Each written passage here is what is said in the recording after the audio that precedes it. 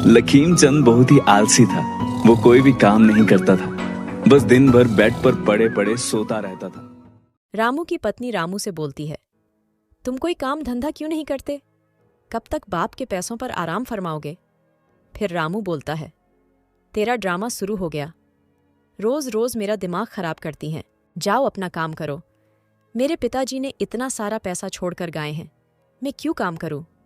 फिर गीता बोली, ये पैसे एक दिन खत्म हो जाएंगे। फिर क्या करोगे और तुम्हारे बच्चों का क्या होगा?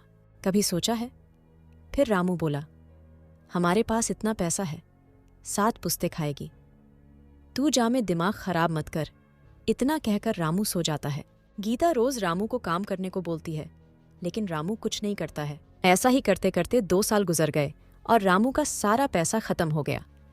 एक दिन गीता बोली, अब तो काम कर लो, सारे पैसे खत्म हो गए।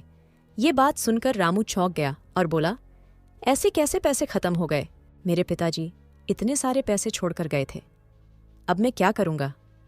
रामू सर पर हाथ रखकर बैठ जाता है। फिर हिचकिचाते हुए बोलता है, मुझे माफ कर दो, मैं आज से ही काम पर जाता हूं। रामू काम की तलाश में निकल जाता है और चलते चलते जंगल में पहुंच जाता है। बहुत देर चलने की वजह से एक जगह बैठ जाता है।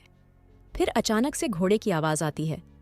फिर वहीं जाकर देखता है तो उसे झरने के पास 4 लोग दिखाई देते हैं। उन लोगों की पूरी बात सुन लेता है। वहां एक आदमी बोलता है, तुम जाओ, मैं सोना लेकर आता हूं। तभी वो व्यक्ति झरने के पास इधर उधर देखता है और एक जादुई मंत्र बोलता है। मंत्र बोलते ही झरना दोनों अलग अलग भागों में बंट जाता है। वो व्यक्ति गुफा के अंदर जाता है और उसके पीछे पीछे रामू भी जाता रहता है।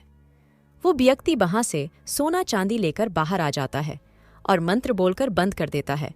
और रामू गुफा के अंदर रहकर बोलता है, आज तो मेरी किस्मत चमक उठी, मुझे कोई काम नहीं करना। रामू वहां से बहुत सारा सोना ले आता है। घर आकर अपनी पत्नी को दिखाता है और बोलता है, जब भी खत्म होगा वहां जाकर ले आऊंगा। जब भी सोना खत्म होता जाकर ले आता। ऐसे ही बहुत दिन हो जाते हैं। फिर एक दिन सोना लेकर बाहर आ रहा था तो मंत्र भूल जाता है। वो बहुत सारी कोशिश करता है लेकिन नहीं खुलता है। फिर रामू एक जगह बो बैठ गया और बोला, अपनी पत्नी की बात मान लिया होता तो अच्छा होता, और लालच ना किया होता तो मेरे साथ ये नहीं होता। फिर बो गुफा में ही फंसा रह जाता है।